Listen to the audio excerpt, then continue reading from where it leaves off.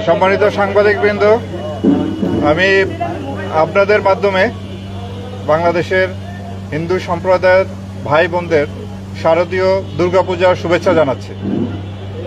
আমরা এই দুর্গাপূজার উৎসবটি নিরাপদে নির্বিঘ্নে সুন্দর ও সুষ্ঠুভাবে সম্পন্ন করার জন্য আইন শৃঙ্খলা রক্ষাকারী বাহিনীর সকল সদস্য, বাংলাদেশ পুলিশ,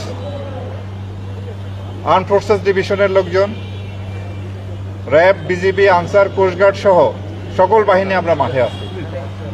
এবারের এই উৎসবটি যাতে নিরাপদে, সুন্দরভাবে, সুষ্ঠুভাবে সম্পন্ন হয়, এই জন্য আমরা সবাই একত্রে একযোগে কাজ করে যাচ্ছি।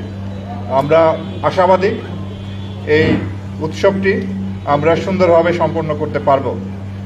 আমরা আমাদের বাংলাদেশের জনগণ, আমরা সাম্প্রদায়িকতার ঊর্ধ্বে উঠে সব ধর্ম বর্ণ নির্বিশেষে এই উৎসবগুলি আমরা পালন করে থাকি। আমার ছোটবেলায় আমরা দেখেছি যে দুর্গাপূজার সময় দেশব্যাপী একটা উৎসবের আবহ তৈরি হতো। আবার মুসলমানদের ঈদ, খ্রিস্টানদের বড়দিনেও একটা উৎসবমুখর পরিবেশ তৈরি হয়। তা আমরা এই পরিবেশটি, একটি অসাম্প্রদায়িক বাংলাদেশের এই পরিবেশটি সুষ্ঠুভাবে যাতে থাকে, সেই জন্য একযোগে সবাই কাজ করে যাচ্ছে। তো এই পর্যন্ত সব কিছুই ভালোভাবে চলতেছে।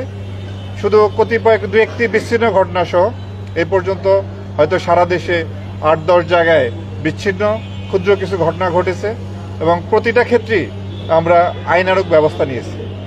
আমরা যদি সতর্ক থাকি, বাংলাদেশে এবারে প্রায় ৩১,৫৪৬টি পূজা মণ্ডপে পূজা হতে যাচ্ছে।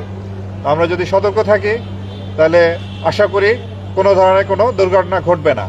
তা আমি পূজা উদযাপন কমিটির যারা সম্মানিত সদস্যবৃন্দ আছেন, এই মণ্ডপ সহ সকল মণ্ডপে যারা আছেন, তাদেরকে আমরা অনুরোধ করব, আপনারা এই এখন তো আপনার দেবদেবীর যে তৈরি করার কাজটি চলতেছে এবং ২৮ তারিখ থেকে আনুষ্ঠানিকভাবে পূজা শুরু হবে।